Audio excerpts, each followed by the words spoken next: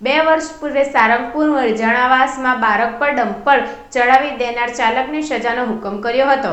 Dumper માલિકે આપેલા નિવેદન મહત્વપૂર્ણ બન્યું હતું. વર્ષ 2021માં 21મી જાન્યુઆરીના રોજ સારંગપુર ગામ ખાતે આવેલ વણઝાણાવાસમાં દીપક કુમાર સિંહનો પુત્ર આલોક રોડ પર ચાલતો પસાર થઈ રહ્યો હતો. ત્યારે ઈશ્વરભાઈ રમણભાઈ વણઝાણાએ પોતાનો ડમ્પર ગફલતભરી રીતે હંકારી લાવ્યો હતો અને આલોકને અડફેટે લેતા ગંભીર ઇજાને પગલે 8 વર્ષીય આલોક સિંહનું ટૂંકી સારવાર દરમિયાન મોત નીપજ્યું હતું. જે સંદર્ભે અંકલેશ્વર જીઆઈડીસી પોલીસ મથકે મૃતકના પિતા દીપક સિંહ નોંધાવી હતી.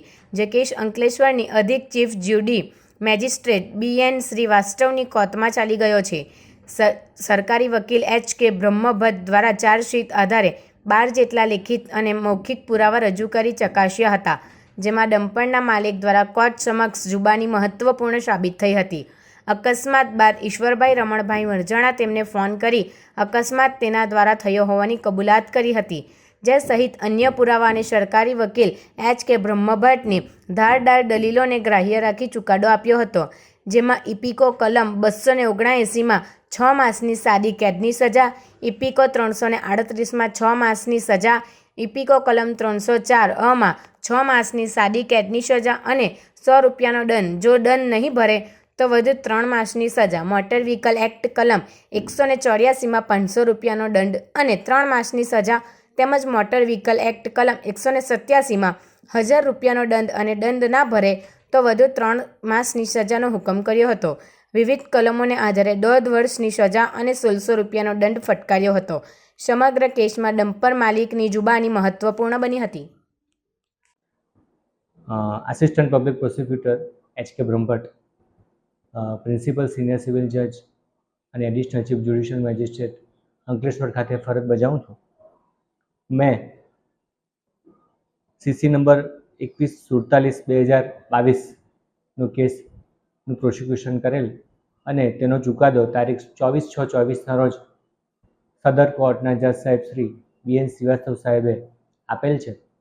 તે અંગેની તે કેસની ટૂંકી વિગત જણાવતા કહું છું કે સદર ગઈ તારીખ 21/1/22ના રોજ કલાક 6:30 વાગે સાંજના સમયે દીપક કુમાર સિંહ નામનો આલોક દીપક કુમાર સિંહ નામનો છોકરો વણઝારાવાસ તરફ જતા સારંગપુર ગામે ચાલતો જતો હતો. ત્યારે આ કામના આરોપી ઈશ્વર વણઝારાએ તેનું ડમ્પર નંબર GJ05BT 3133 પૂર ઝડપે અને ગફલતભરી રીતે હંકારી તેને અડફેટમાં લઈ ઈજાઓ કરી હતી અને એના કારણે સદર ગંભીર ઈજાઓને કારણે તેનું મૃત્યુ નિપજેલું હતું.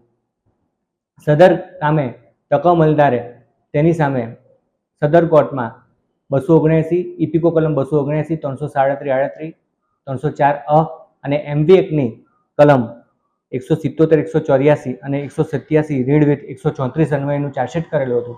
તે કેસ સદર કોર્ટમાં ચાલી જતા આ કામે ટોટલ અમોએ 12 લેખિત તેમજ મૌખિક પુરાવા લેખિત દસ્તાવેજી પુરાવા તેમજ મૌખિક પુરાવાઓ મૂકેલા.